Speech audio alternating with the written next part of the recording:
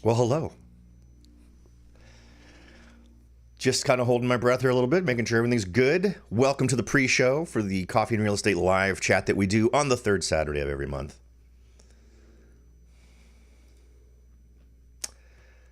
Now comes the fabulous time of the show where we make sure all of our stuff is working. So let's go to YouTube and make sure, shall we?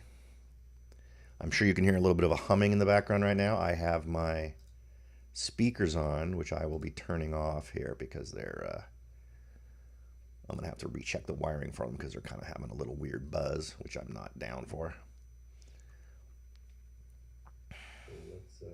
There we go. We are getting audio. Fantastic. Let's check Facebook and see how that's doing. There we go. Yeah, and that's going too. Outstanding. All right. So with that out of the way, for anyone who hasn't been here before, my name's Robert Whitelaw. I'm a licensed real estate broker right here in Silicon Valley.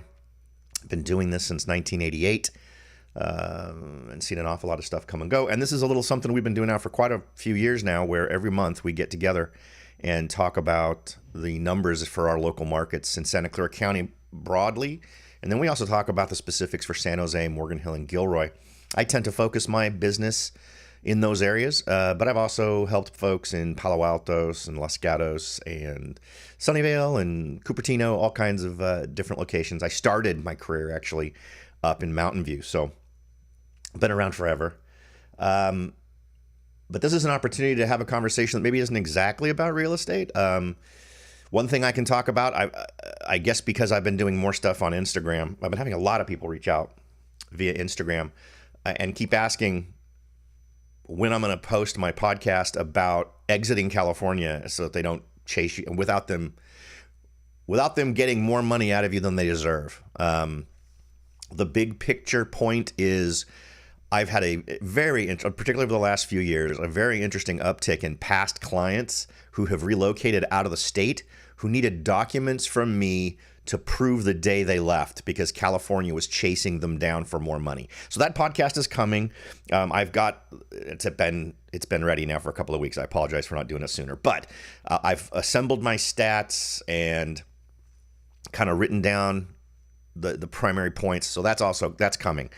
I also have another one ready to go where I've done some data research, which is about this big political drive to accuse corporate owners of homes as the reason why homes are so expensive. And as seems to be the trend, the folks who are making that accusation are actually the folks who are making your homes more expensive. So I've assembled the data. There's no question. And that podcast will come out after that other one I just mentioned because everybody's bugging me about the leaving California one, but no one's bugging me about the the corporate owners of real estate one. And this isn't about political party. People from both sides of the aisle are making this claim. The current administration has passed stuff to limit corporate purchasing of real estate and whatnot. And spoiler alert, none of that is why your house is so expensive. It isn't. Whether and I'm going to do a big picture. I'm going to talk about national level ownership. I'm going to talk about California level ownership, and I'm going to talk about Santa Clara County level ownership. And there simply is no decent argument you can make if you're actually paying attention to the math that's a thing. So that's the short version, I guess. So maybe I've saved you from having to listen to the podcast, which is probably not smart of me. But it'll be coming out too. So I'll probably actually record both of those podcasts on the same day and then just have them come out a week apart from each other. So you can find that if you want to go to where the podcast kind of lives, you can go to therebelbroker.com, see all the past shows. I do it in video and in audio, so you can also get it on the Apple service. It's on everything. It's on iHeartRadio. It's everywhere. So you can do a search for Rebel Broker or Robert Whitelaw on pretty much any of those things. And you can consume the video version or you can consume the audio only version. And I want to thank, I love some of the folks who've been part of my audience for a really long time. I started the podcast in 2007, January of 2007. So we're coming up on 20 years.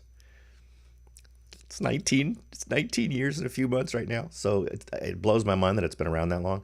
I don't know how long we've been doing this. I can't recall. But this one, the coffee and real estate, it's got to be at least 5 years. I think 6 years, maybe. I'm not even sure. On the personal front, I want to thank, it really kind of blows me away, human nature being what it is, I guess.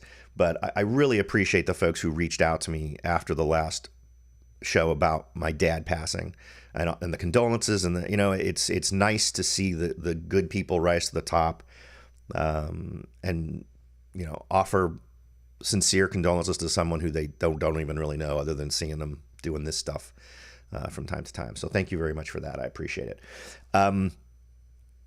In good news on the family side, I think I've mentioned my sons a few times. I have the oldest boy. It was a single birth. Then we had twins.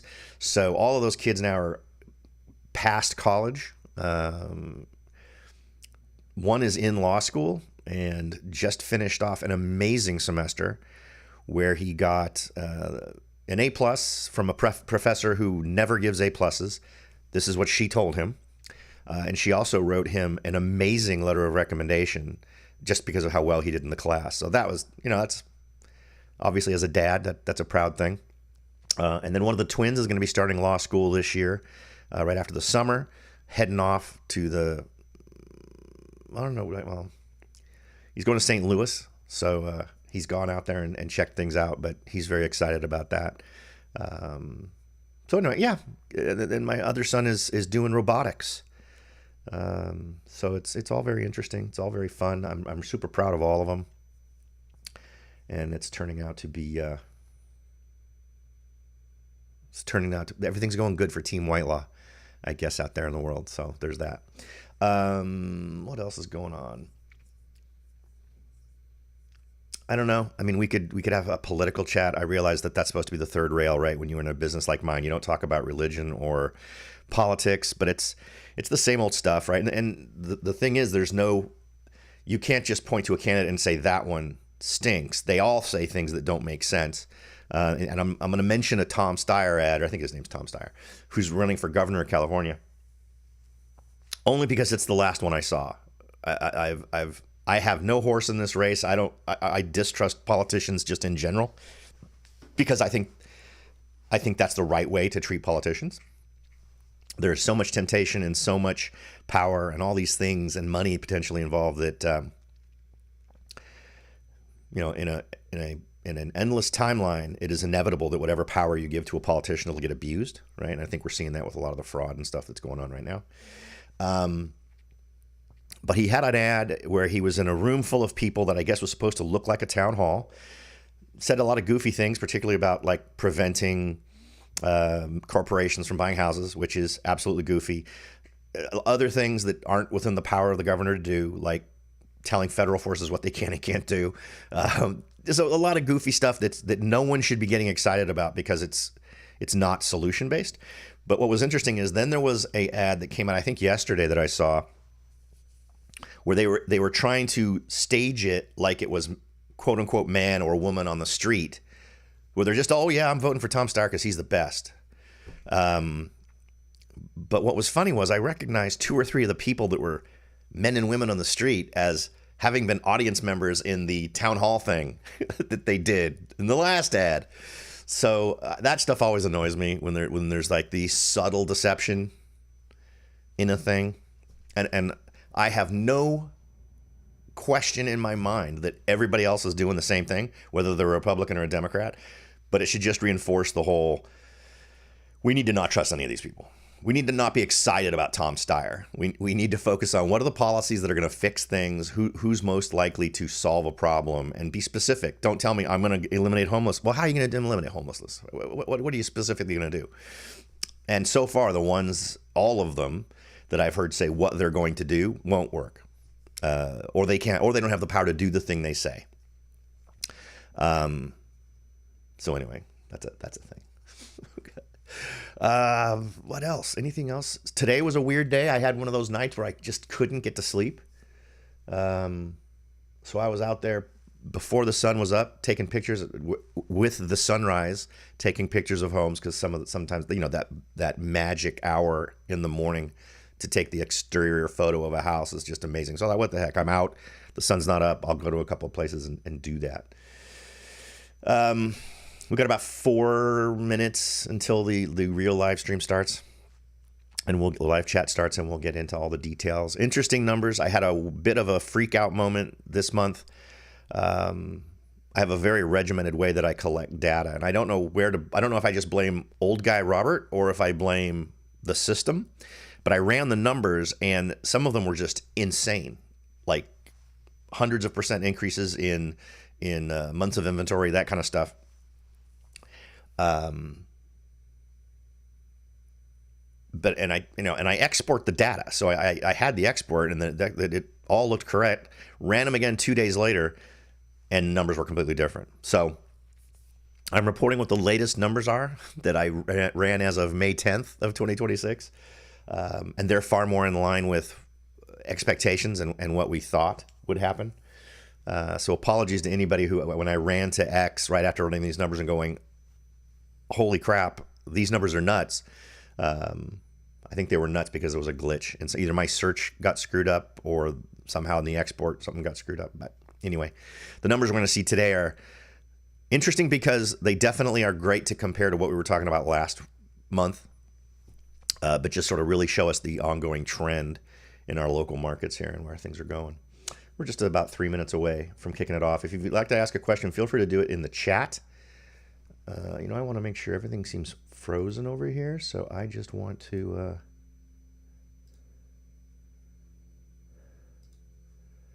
make sure that we're streaming and not frozen. We're just about 3 minutes away. Yeah, okay. If you'd like to ask a question, feel free to do it. The streaming tools I use, I use a streaming tool to send it out to multiple places at the same time. That one is frozen on a frame, and the one for Facebook is frozen on a frame. And I'm always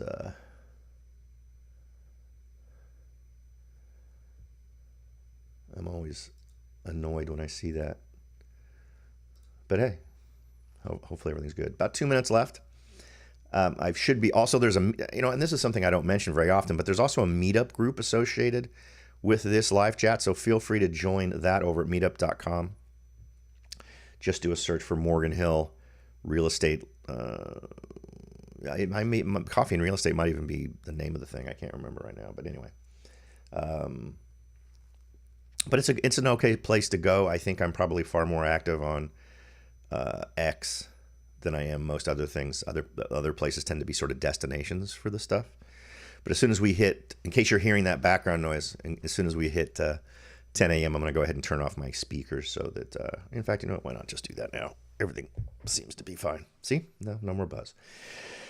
I'd love to hear from people who are having experiences looking for homes or selling their home now in broader areas. I obviously talk to buyers and sellers all the time. But the more data, the better, right? So still seeing the same trends of people moving away from the state, not just moving houses within the state. We've talked about that before in terms of that being a reality that is very prominent today in a way that it wasn't. It was completely the opposite, say 10 years ago, 15 years ago. All through the 90s, it was the opposite. I mean, the vast majority of people were staying, in some cases, the same city, in the same neighborhood. They were just downsizing or whatever they were doing, but they weren't leaving the state. And what's interesting is the folks I see leaving the state now, while historically that would have been a retirement decision, right? They're moving to go to where their kids have moved to, or they're going to a state where they want to retire, like Florida, things like that. Not so much now. I see folks who are in their 20s and 30s, still at the beginning of their careers, building their families, doing whatever they're doing, and they're looking at getting out of California. So, and all income levels. Some of my super affluent clients have absolutely made the decision to leave, which is always kind of shocking, given the sort of stuff they've accumulated here. All right, it is 10 a.m. on the third Saturday, May 16th, 2026.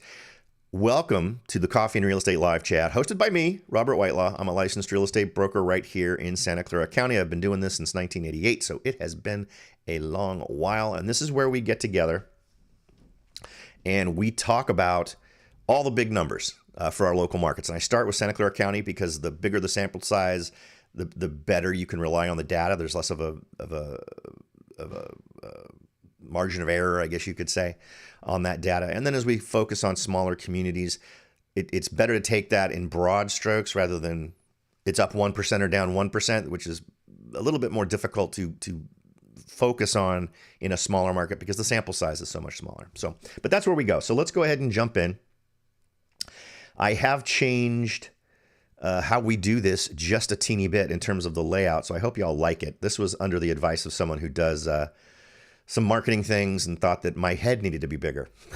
So, because after this, it goes into different things as shorts to go to different outlets so people get exposed to more data. So I'm not a fan of my big, ugly head. So I'm not sure why anyone else would be, but I thought I'd take the advice and move forward with it. So let's go ahead and jump in. We're going to talk about these wonderful numbers here. This is the total homes on the market. So if you're a seller, think of this as your competition number. How many homes are there on the market that are trying to get those eyeballs of buyers on them? And how many homes are you competing against, right? So, and as a buyer, this is how many products you see on the shelf when you go out and you shop. So let's go ahead and break it down for Santa Clara County. Now, 2,227 homes were on the market at this time in April in 2025. April 2026, it's up to 2,445. That's a 10% jump from last year. In San Jose, up 14%, 1,073 homes in April of 2025. In April of 2026, that number went up to 1,222. Morgan Hill, we see the number up 6%. It was 110 homes in April of 2025, up to 117 in April of 2026. And again, due to sample size, I'd call that a wash. It's on par, just because with the smaller sample size, I'm not going to make some big decisions based on that.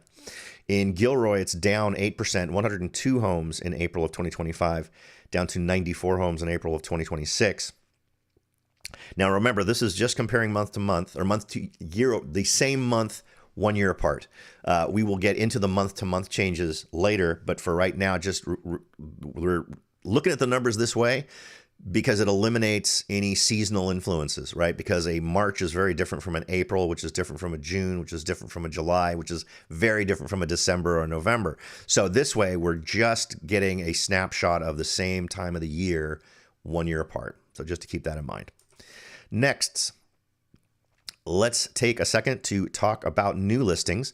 These are the folks who decided to put their homes on the market in April of 2026. So if you were a homeowner, you decided to become a seller and you signed a listing agreement, and this represents all the folks in April who had their home added to the multiple listing service, right? In Santa Clara County, that number's up 9% from last year, 1,891 in April of 2025. And in April of 2026, that number jumped to 2,062. In San Jose, we had a 5% increase, 960 homes last year in April of 2025. In April of 2026, we are seeing 1,010.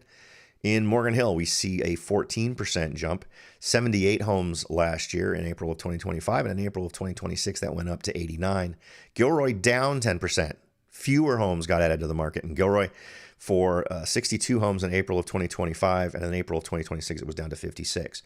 Now, I always like to pause here for a moment and figure out, did we see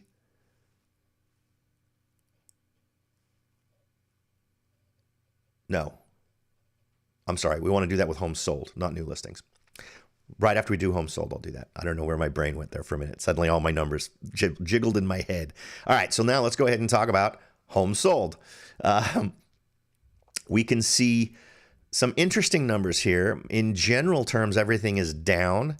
We can see that in Santa Clara County, it's down 1%. It was 1,172 last year, 1,157 this year in April of 2026.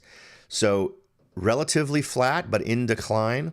What's interesting is, keep in mind, we've talked about 10% increases in overall inventory and a 9% increase in overall new listings. and a 1% decline in the number of homes that are getting sold. So that only equals an accumulation of homes that are on the market for buyers to choose from. In San Jose, it's down 3%. 570 homes in April of 2025. In April of 2026, that number dropped to 553. Morgan Hill down 30%, 53 homes in April of 2025 and 37 in April of 2026. Gilroy went the opposite direction from everybody else. 29 homes last year in April of 2025, and in April of 2026, they were up 86%. Folks I've talked to in Gilroy, some folks are seeing this as an opportunity. Some of them are concerned about where the market's going to be going. And I think this indicates that's not, I'm sorry. What I was trying to say was that for buyers, this indicates a accelerated increase in the number of people interested in Gilroy. We're seeing fewer people actually listing their homes in Gilroy. It's the buyers that are seeing Gilroy as an opportunity. We've talked about this before. Gilroy represents more bang for the buck than the areas to the north of it, whether it's Morgan Hill or San Jose or Sunnyvale or any of those locations. Gilroy tends to be more attractive for that reason. And I think that's why we're seeing jumps in the total number of homes that are getting sold. A lot of buyers getting drawn there. And so that's resulting in higher home sales. Now, the number I was trying to talk about a minute ago, when I should be talking about it now, is does this equal us adding or subtracting homes to the overall market? So in Santa Clara County overall, if you'll remember the numbers for new listings and total active listings, we ended up adding 905 homes to the market in Santa Clara County overall. We ended up adding 457 homes in San Jose. We added 52 homes in Morgan Hill, and we added 2 homes in Gilroy. So it's just an indicator of at what rate we're accumulating. And the most healthy community in terms of accumulation of new inventory is Gilroy right now. So I think that's interesting. It's keeping them in balance. What's also interesting is it gives them the lowest months of inventory number, which is also interesting, right? Gilroy overall has seen more healthy attitudes on the part of those participating in that real estate market, more reasonable pricing. They haven't been trying to gouge. They haven't been huge increases, and they tend to respond quickly to homes staying on the market longer. So Gilroy is just one of the sanest markets that we currently have. All right, so having gone through that and hopefully past my brain freezing, let's go ahead and talk quickly about months of inventory. Now, this is an interesting number. If we froze both the inventory and the total homes sold number for April and just let it move forward with those two numbers, with the solds number staying the same, how long would it take to sell off that inventory? How many months of inventory do we have under that scenario? This is a good way to gauge sort of where are we in the national numbers analysis. Most people equate a balanced market with 4 to 4.5 months of inventory. So let's go ahead and take a look at this and see where we stand. So we can see in Santa Clara County in general, the number overall is up a net 11%. We had 1.9 months of inventory in April of 2025, and then April of 2026, we had 2.1 months. So it's up, but it's still very much on the side of a seller's market. San Jose up 31%. It was 1.9 months of inventory available in April of 2025, 2.2 months available months of inventory in April of 2026. In Morgan Hill, it was not down. Let me recheck these numbers. I didn't transfer them. Boy, I'm just, I don't know what's going on with me here. Let's see, months of inventory. Yep, that's right. So it's 11% is correct. San Jose is not correct. That's a 16% increase for San Jose. Morgan Hill is a 52% increase. So at some point, I think when I was readjusting the layout, I may have forgotten to change these numbers. But anyway, 52% increase for Morgan Hill, 2.1 months in April of 2025, 3.2 months in April of 2026. So the closest larger market, I mean, Morgan Hill usually is a little bit more robust, but it's interesting to see that number go up to 3.2. And Gilroy, it's down 51%. A year ago, it was 3.5 months of inventory. In April of 2026, it's down to 1.7. Totally a reflection of the numbers we've already talked about in terms of new listings, in terms of total active listings, in terms of homes sold being up such a large number. So Gilroy is actually headed towards a more healthy place than these other communities have. And that's sort of at the macro level of Gilroy. So obviously sub-markets within Gilroy that reflect different realities. But this is an interesting trend, and I think it definitely shows buyers shifting their interest towards markets where they get more bang for their buck. That 3-bedroom, 2-bath, 1,400 square foot home in San Jose is going to be quite a bit less in Gilroy, and I think this reflects that. Okay, next, let's go ahead and talk about homes pending or contingent. Pending or contingent simply means that an offer was accepted. Contingent happens first because there's contingencies, things that the buyer wants to be able to do. And if they find something terrible during that period of time for contingencies, they can get out of the deal without losing any money. That's what a contingency is. Many of them are doing home inspections, doing a septic tank inspection, a well inspection. The home loan is often a contingency. So these are all just contingencies that must be satisfied before the escrow can close. Once all contingencies are removed, in other words, the buyer has done all their stuff and everything's done, it gets changed to pending, meaning now there is nothing in the way contractually of allowing the deal to close. So in that case, if you were at pending, if a buyer wanted to back out of the deal, it would likely cost them some amount of money to do that. Okay? So that's the difference between those two things. But what we're seeing here is a representation of accepted offers. So this is a leading indicator of how many homes sold that we'll see in May of 2026. So it's up 11% in Santa Clara County, 1,098 in April of 2025, and 1,222 in April of 2026. And I'm finding myself double checking my numbers here. These are all correct. I work off of a spreadsheet over here and I work off of the graphics over here. So sometimes the transfer doesn't go. But anyway, so San Jose is up 14%, 517 homes went pending in April of 2025, 587 in April of 2026. Morgan Hill's up 52%, 33 homes last year, 50 homes this year. Gilroy's up 25%, 32 homes last year, 40 homes this year. So this is going to be a good indication, particularly when we look at the month-to-month numbers of what we're going to see happening in May. Next, let's talk about original list price. And this is a number I like. I still get agents who will reach out to me and tell me, well, why do you even look at that number? Because it's one of the few numbers that gives us an opportunity to look into the psychology of sellers. This is the number sellers wanted when they signed the listing agreement. This is the price that was entered the day it went on the market. It doesn't reflect price reductions or price increases. It simply represents what the seller wanted to get for their home, what they agreed to list their home for. Now, and this is compared to the same time last year. So it's a way of gauging expectations. And these numbers don't surprise me at all. So down 0.2%. So very much on par with last year in the county overall, with the average original list price last year being $1,965,341. The average original list price in April of 2026 stands at $1,960,770. So not the psychology of sellers are not sitting here thinking my house should be worth 5% more than it was a year ago, right? They get where the market's at.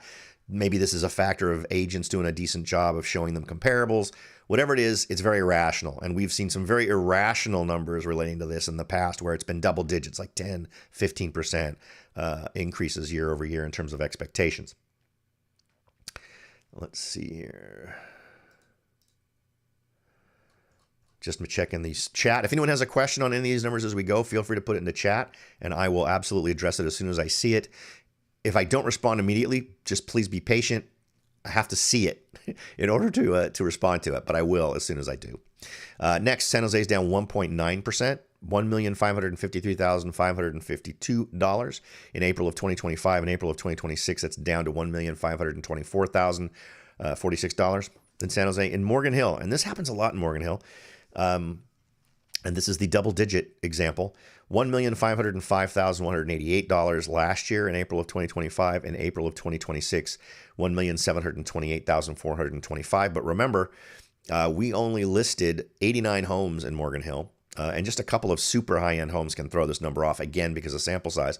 But that still represents a decent increase. And I checked these numbers, and it's a little bit less influenced by that factor. But 14.8% is the net increase overall on average in Morgan Hill since last year.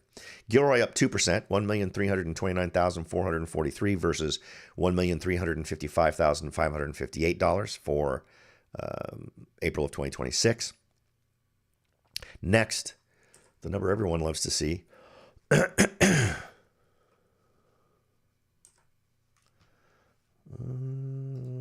we go. This is home sales prices. So this is what homes actually sold for in April of 2025 versus 2026. We can see that in Santa Clara County, the average number is up 3.7%. Last year, it was $2,076,279. In April of 2026, that number was $2,153,599. Again, a 3.7% increase from last year.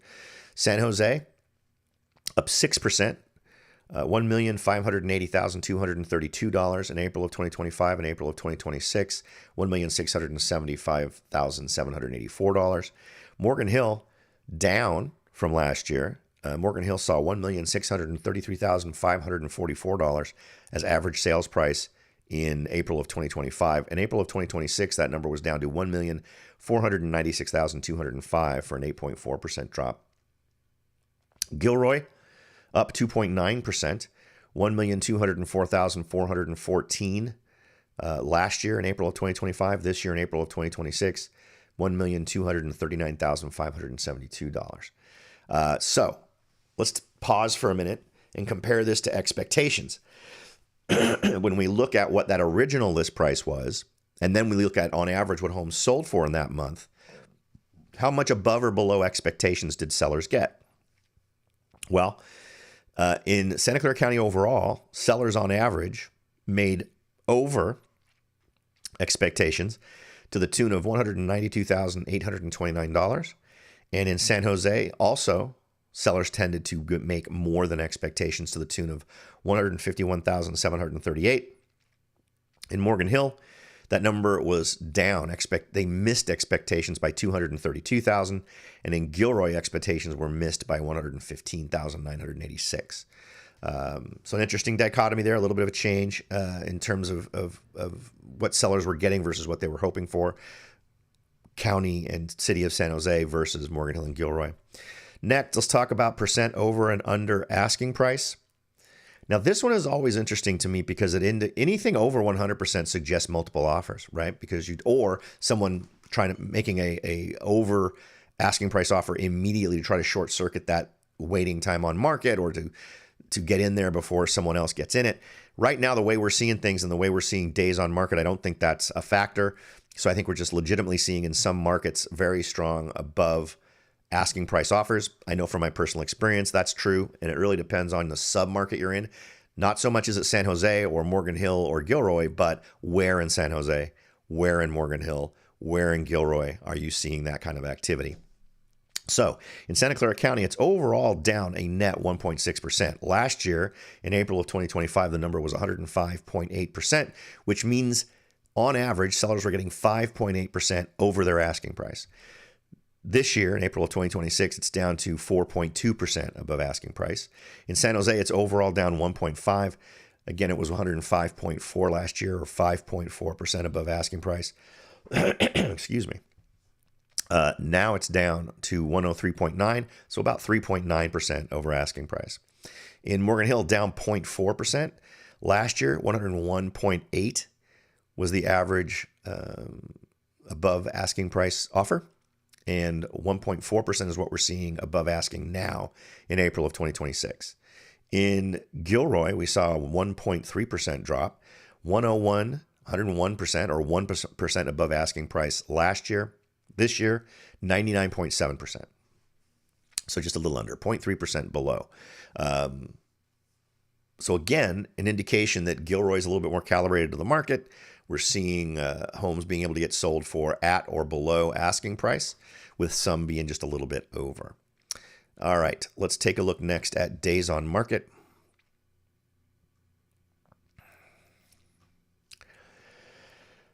And we can see that obviously across the board, it's up with the exception of Gilroy, where it's down, which is, again, interesting. But again, it also indicates that additional level of attention that's being given to Gilroy because of their pricing right now.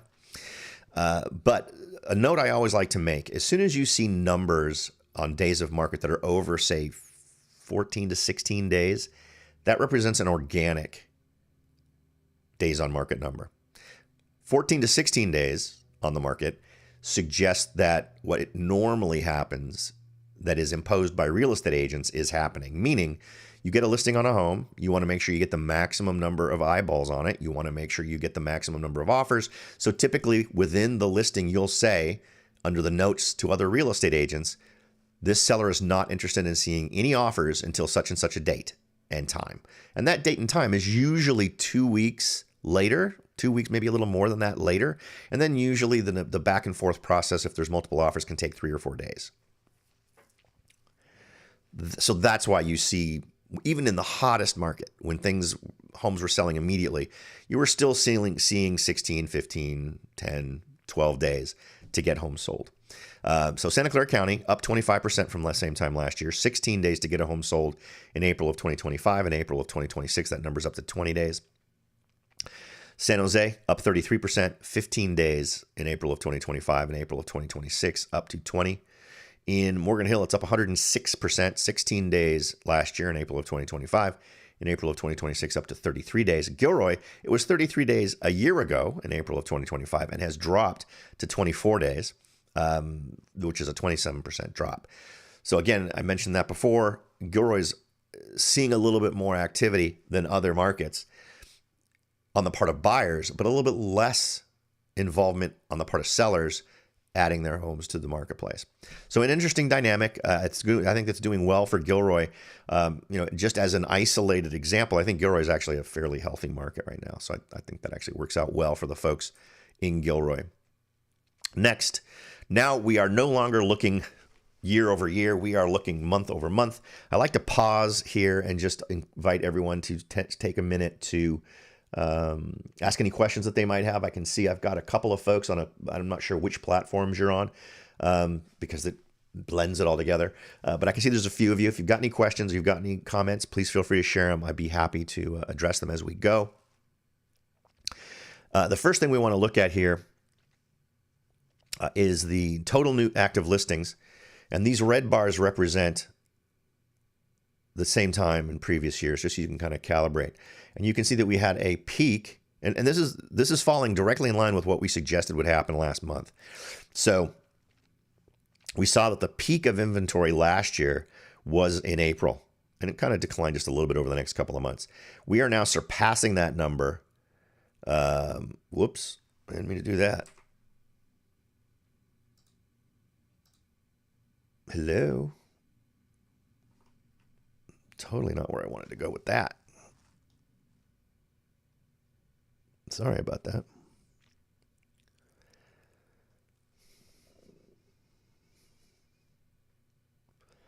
Man, I just jumped ahead like crazy. There we are. Okay. So what we can do is just see where we went. And last year it tended to peak here and then flatten. It wouldn't surprise me if we see the same thing now. We actually peaked a little earlier than we did in 2024. But the expectation is that we aren't going to see inventory go higher than this now.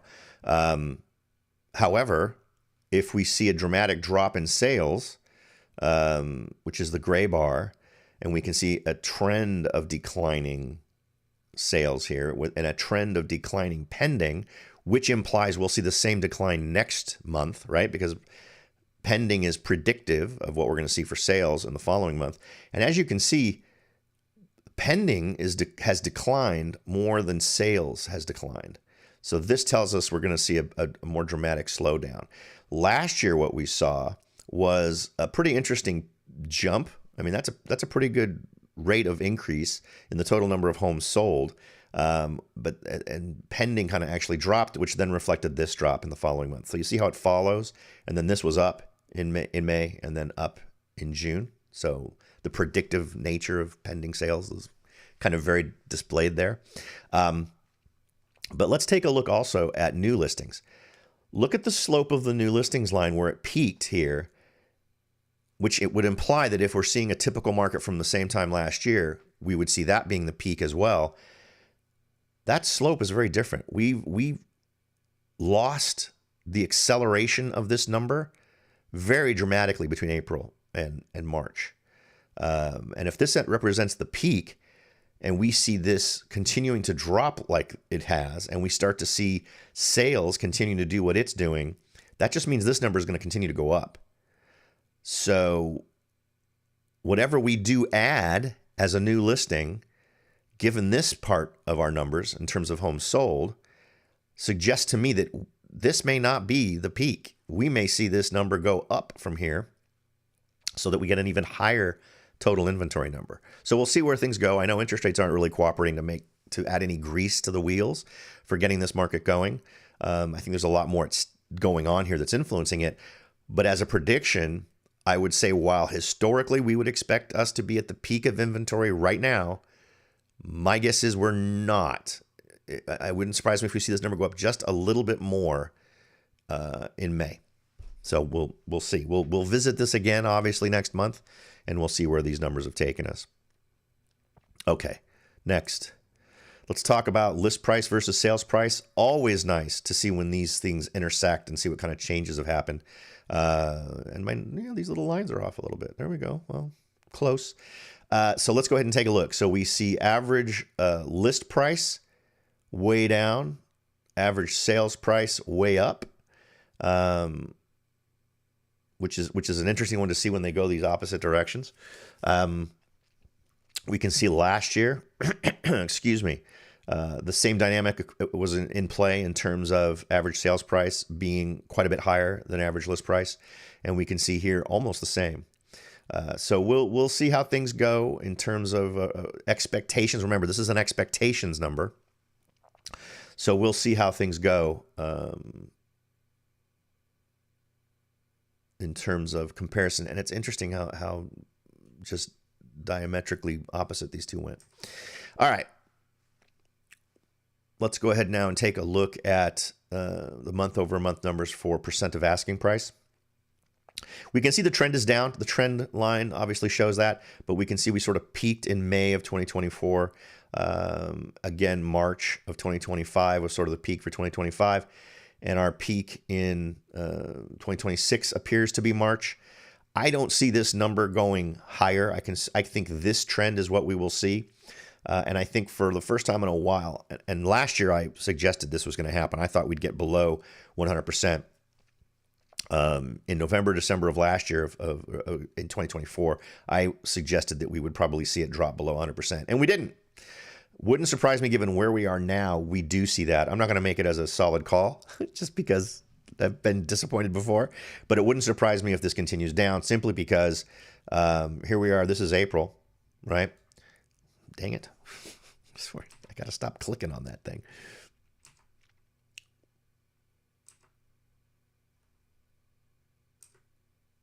I swear, I'm horrible. Let's just do this and go right where I need to go. There we go. That's easier, isn't it? All right.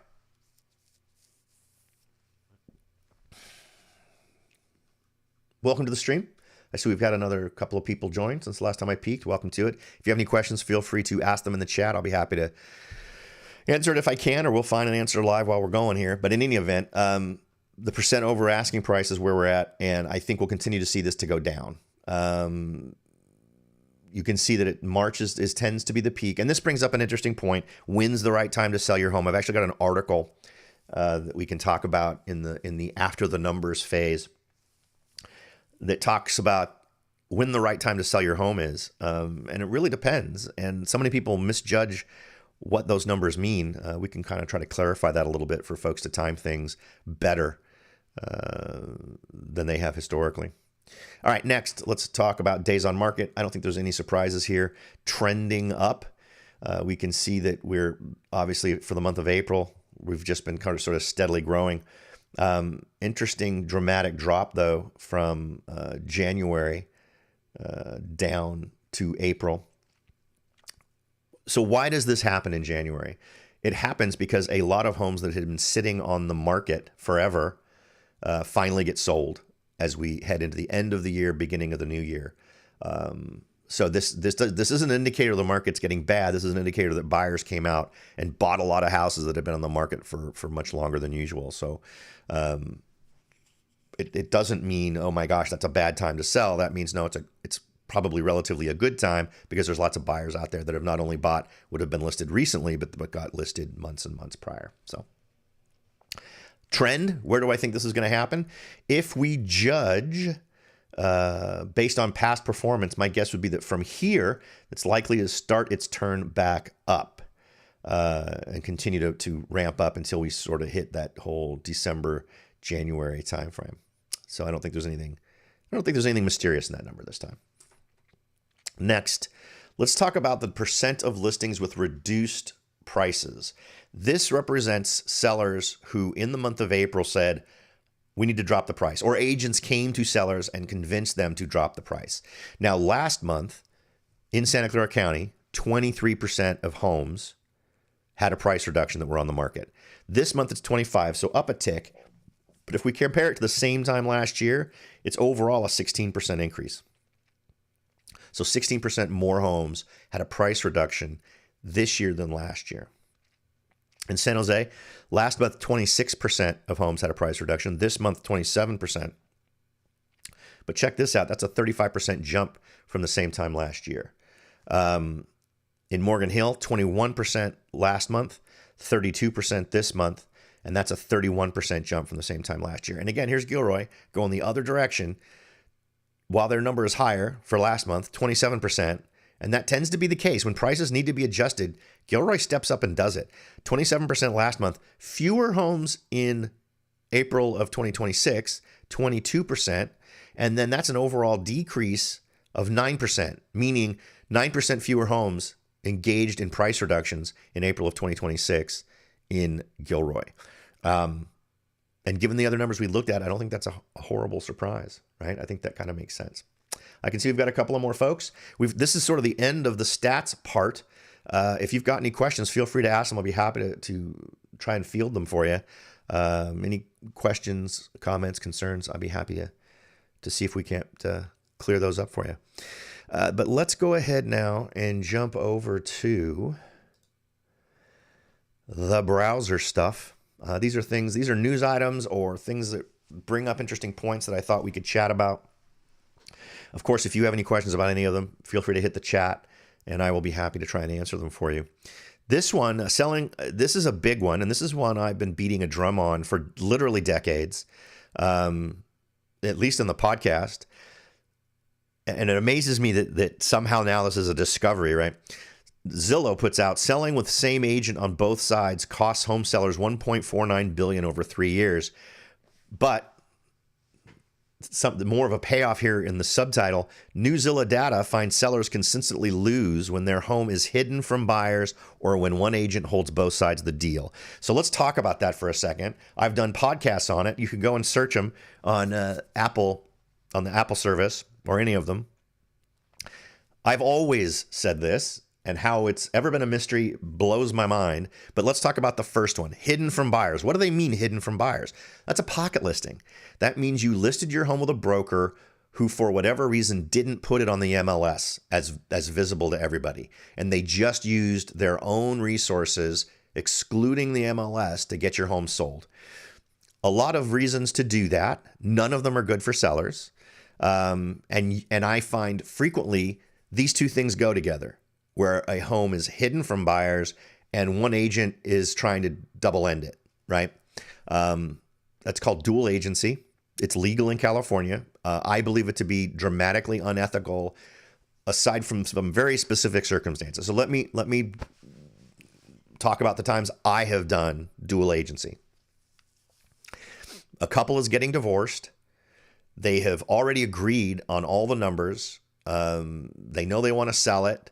And they want me to do it. But it was not like there was a third party, right? It was the husband was. This was a sale that was happening. between the two parties. Everything had been agreed upon, right? So I just came in and kind of took care of the mechanics of getting all the disclosures, making sure everything went okay. And in a situation, and they already had a buyer. I mean, it was a situation where it made sense. It didn't make sense. So, and they were able to save some money by doing it that way. So it didn't go onto the MLS, and it had me representing both sides. Well, that makes sense. In the reality case, in the 99% case, that's not the case. There is no better way to get eyeballs on your listing than through the MLS. Period. It's not even open for debate. Even if you wanted to try and take some very not great numbers and claim, well, it only represents a 3 or 4 or 5% increase in visibility, it's still an increase in visibility. The reality is it's much greater than that. It's much more dominant. By putting it on the MLS, it aggregates not just to like the Zillows and the Trulias and the Redfins, it aggregates to tons of other types of sites that often have huge mailing lists of people that are buyers looking for homes. So it's just, there's no question about it. So you want to be on the MLS. Have I ever had clients tell me they don't want to be on the MLS? Yes, I have. Against my advice. I would go in and tell them, I really don't think you want to do that. The best way to do it is, and what's interesting is in the cases where I have done it because a seller asked me to do it, I even had to sign an NDA, a non-disclosure agreement with these folks to not disclose that they were selling their home. After the fact, I couldn't talk about details. And these tended to be folks who are at the extreme luxury level in terms of their home, in terms of their income, and privacy was their premium. So I have done that. But 99.9% of the time, that's not what's in the best interests of the seller. These folks just simply valued their privacy far more than they valued the money difference that might happen because of the way the home gets sold. Double ending the deal. Again, legal in California, but unethical. So how do you, if you're a seller, how do you defend yourself from this? Well, first, you don't let anyone take a pocket listing. They may suggest a pocket listing and pitch it to you. And the reason they will pitch you a pocket listing is because then either they end up being the agent and can then double end it. It ups the probability that they will double end the transaction and be able to take both sides, which obviously makes them more money. That's kind of the goal. But you as a seller should protect yourself against that. In the listing, it should say, I want this on the MLS. And it should also say, in the event that an unrepresented buyer shows up, I will not allow my agent to engage in dual agency. Now, here's sort of the gray area there. Dual agency refers to the brokerage. So if a brokerage has 20 agents, it's technically dual agency if any agent under that broker represents the buyer. But what we want is someone really looking out for our best interests. And I think that if there's a trust level there, if it's two different physical agents from the same brokerage, you should be okay with it. Depending on the scenario, I'd still be a little bit suspicious just because that's, I guess, kind of my nature. I trust but verify kind of a thing. But you should absolutely, right up front in the listing appointment, say, I will not allow dual agency for anyone who represents me. And also, if someone comes in pitching you hard on pocket listings and dual agency, interview more agents.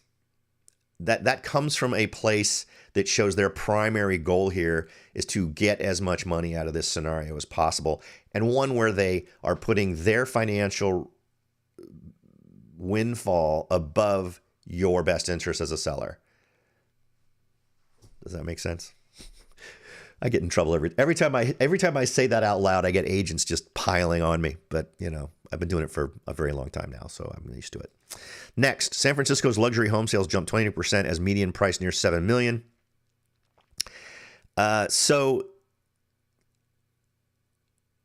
This one's interesting because if you just run San Francisco numbers, it's not quite that. So I think it's this. I think it's the San Francisco metro area is really what they're talking, which includes us, right, down in Santa Clara County. And it annoys me when they do that. San Francisco and San Jose are very different. But I think this whole thing of attributing the AI boom to San Francisco is at least misunderstood terms. So I don't know. This is the kind of stuff that annoys me. But they talk about typical luxury home sells for nearly 7 million.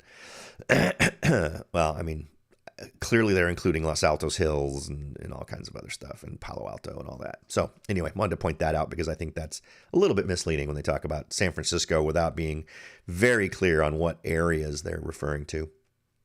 This is the one about the hottest housing markets. I typically just pull this one up to point out, look, nothing in California and almost nothing in the West, right? Massachusetts, Pennsylvania, New Hampshire, Connecticut, New York, Wisconsin, which seems like kind of the closest we get is Wisconsin. And always interesting to see what they mean by those markets. But this just represents kind of, when they talk about hottest, they're talking about median days on market.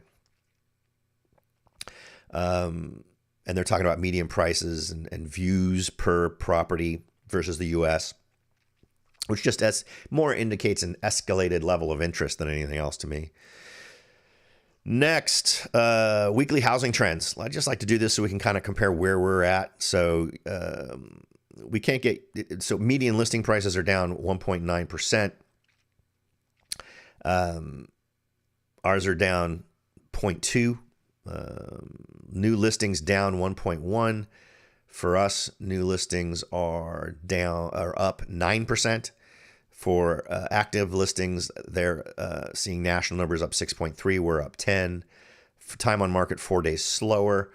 For us, days on market. Yeah,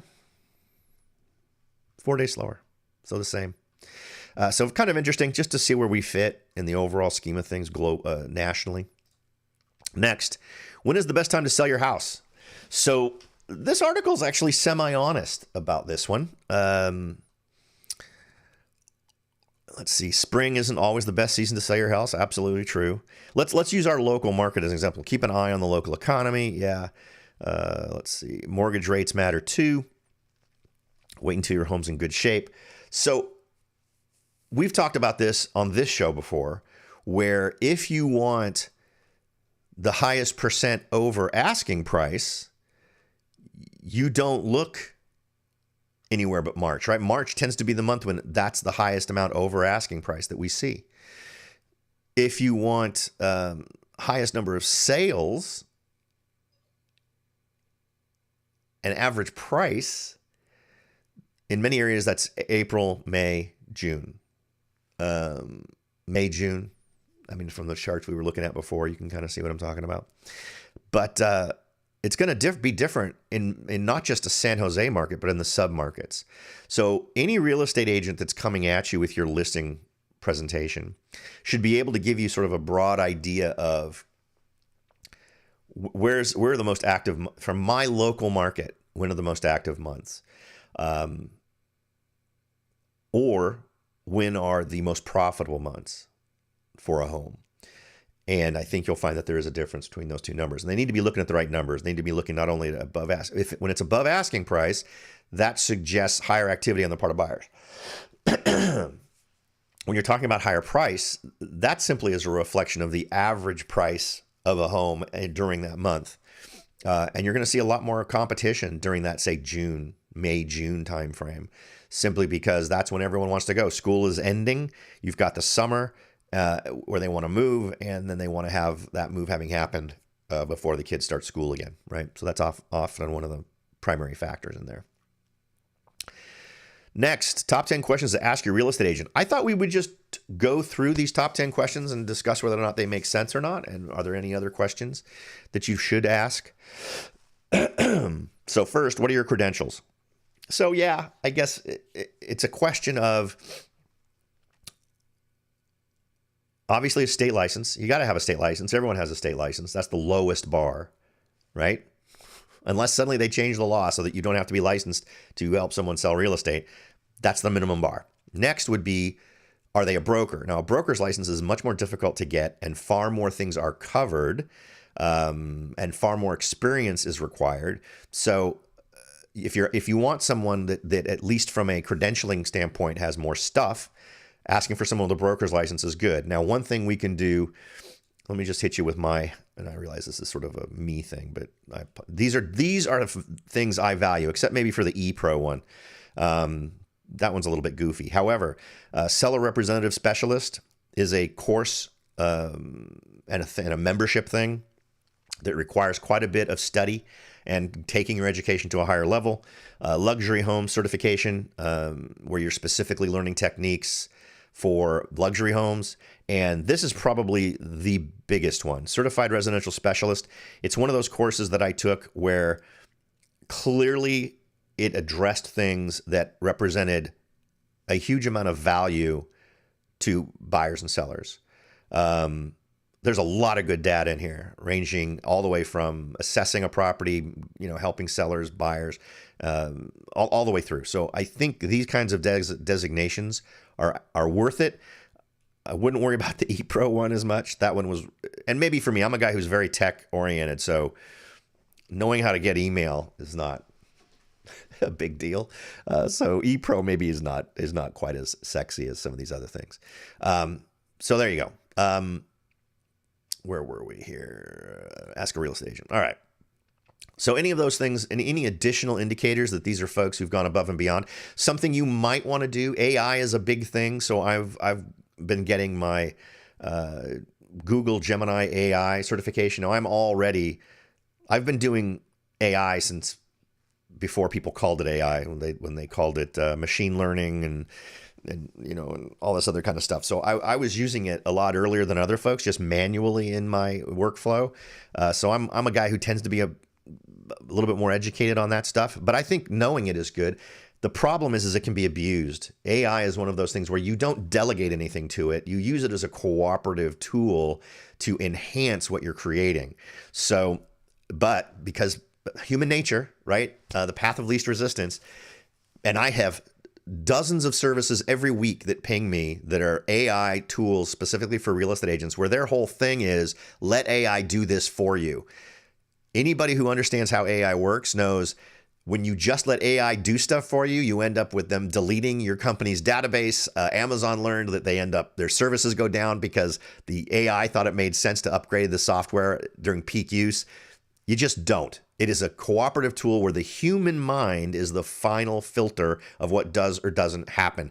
Do not particularly if someone uses the phrase agentic AI, meaning they've delegated as an agent to operate on your behalf through your stuff to do things, which is not a universally smart thing to do. There's even, they call it, they have a specific term for when AI doesn't get it or make stuff up. It's hallucinating, right? They call it hallucination for an AI. So having a rational approach to the integration of AI can show you that they're A, tech savvy, and B, understand the realities of AI. How many sales did they close last year? Totally worthless number. It means nothing, right? You don't care how many escrows they closed, right? All you care is, did they close all their escrows? It's not about quantity, it's about quality. You want to know, did you tend to get more than comparable homes when the home sold? Did you tend to get more? When you went into escrow, did escrow close? What percentage of your escrows didn't close? How many days did it take you to get that home sold compared to comparable properties in the same market? You need to switch the script and change it from what realtors want you to believe is most important to what is actually most important for you. And that is, did I make my more money? Did I make it faster? And did I make it with less headaches? That's it. No real estate agent's going to sell you on those numbers except for a very small few, like me and a couple others I've met over the decades I've been doing this, but they are thin on the ground. The only people who should care about how many escrows an agent closes is their broker, and that's because they make money every single time they close an escrow. Quantity does not breed quality. Ask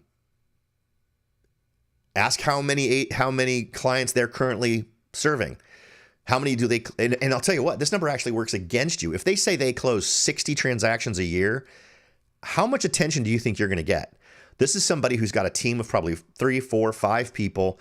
They've got a grinder that they rotate. There will be nothing specialized for your property. They have a checklist of things. They do it. They push it out. They're not going to have any force multipliers implemented in their system that is going to service you specifically. Everybody has their boilerplate. I've seen everything from 19 to 27 things I'll do to sell your home. It's not about what you do. It's about how you do it.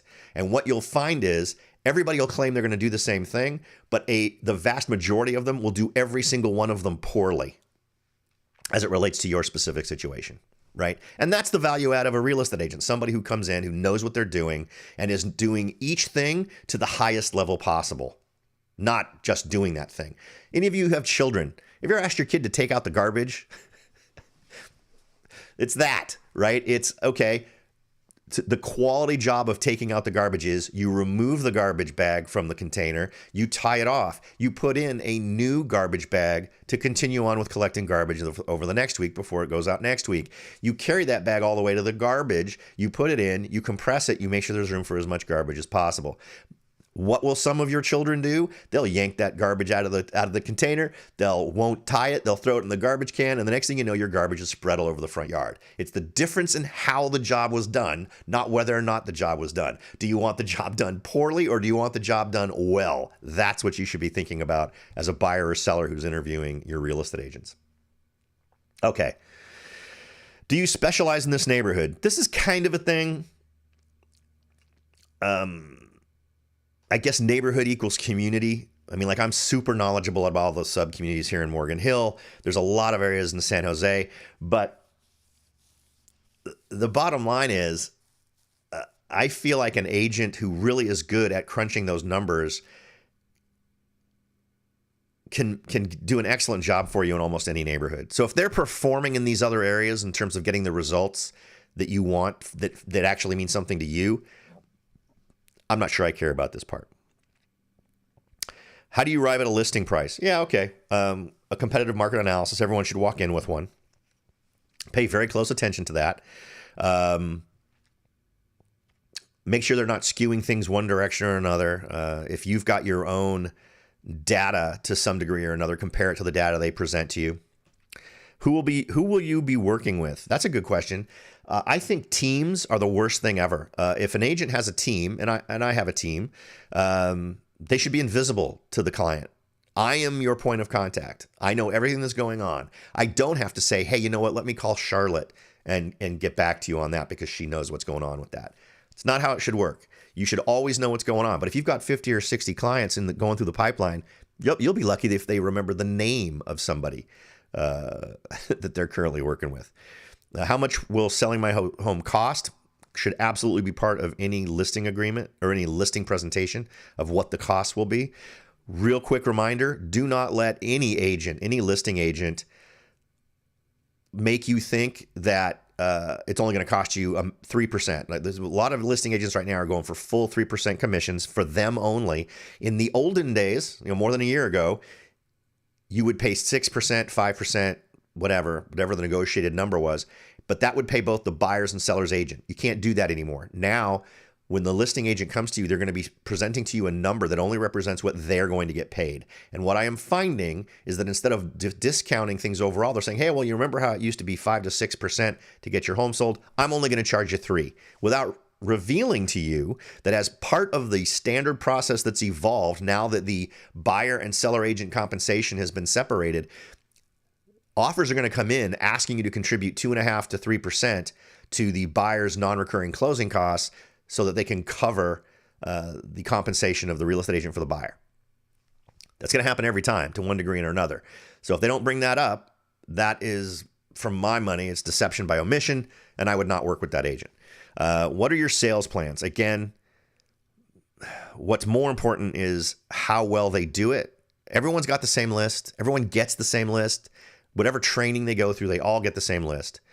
What should I do to get my house ready? Yeah, a very honest assessment after a walkthrough of your home on all the things that you should do. These are things that should be painted. If an agent comes in saying you need to remodel your kitchen and remodel your bathroom, really think twice about that. You should definitely run numbers to determine whether or not the amount you will get would represent an increase in the sales price sufficient to cover the price and pain of doing that upgrade to your house, that remodel to your house. 9 times out of 10, it won't.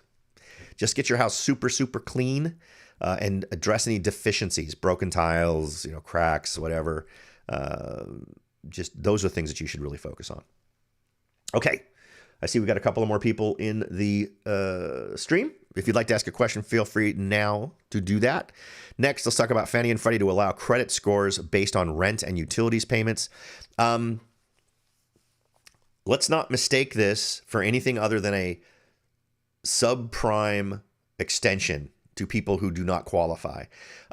You should not be able to count your utilities, I think, in your credit score, simply because if you don't pay it, it gets turned off. In some places, it doesn't even get turned off. In some places, they won't let you turn it off. So I don't see that as a credit worthiness thing. Now, your rent, on the other hand, I think that's moderately possible. But again, these are sort of the things that if you stop paying your rent, you get evicted. So I don't know. I'm on the fence on this one. They've done ones before where they fiddled with how people qualify. Like they stopped counting medical debts against you for your credit rating. And the reason why this is a constant drum that gets beaten by these folks is banks make money when lending is happening. So they want to make it more and more possible for folks to borrow regardless of their qualifications. I'm sure there are some politicians out there who do this because they really want to get the number of folks who can buy a home up. But when you do that with folks who are built to fail because they don't have the financial ability, they don't have the resources to live up to the debt, the reason why these things tend to happen is because not enough loans are going out. And banks need to have an opportunity. And since we're talking about Fannie and Freddie, remember, these are the guys who screwed us over in 2006, 7, and 8 with the last big downturn by securitizing all these low subprime loans. We end up owning that stuff as citizens, right, as taxpayers. But again, it's to create a system where banks can loan money and then offload the liability to Fannie and Freddie. See, because there's a checklist that banks have to do in order to get a loan that can then be sold on the secondary market. So they originate the loan, it goes through the review process, usually because they want to make sure they can sell it. And then that's why your bank always changes, right? After you buy a house, they then sell it to Fannie or Freddie, and they no longer own the potential downside. If it defaults, they don't own it. So this kind of stuff, you should always be afraid when these kinds of things are coming out, that they're trying to broaden the ability to loan to more people, because the more people they're talking about are people who today would not qualify. And there are already too many people who don't qualify who are qualifying because the standards have been changed. So that's a thing. And this is the same thing. They could help 7.7 million Americans qualify for a mortgage. If you're helping people qualify for a mortgage, you're softening the standard. That's just the way it works. All right. We're at the tail end here. I am now looking at ReVenture, which is one of my favorite apps. We can look at stuff like home value growth. Let's see. This is over the next year. So we're looking at 0.2% in Morgan Hill. We're looking at 2.5 in San Martin, 2.6 in Gilroy. This is all by zip code. Let's do it by the county overall and see what we get.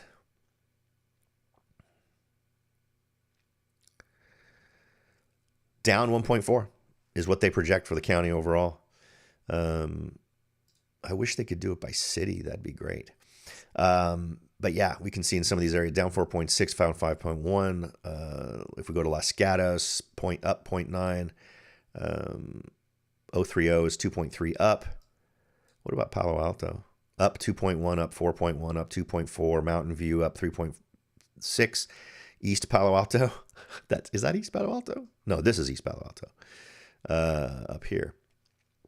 But over here by Moffett, they're expecting down 2.6.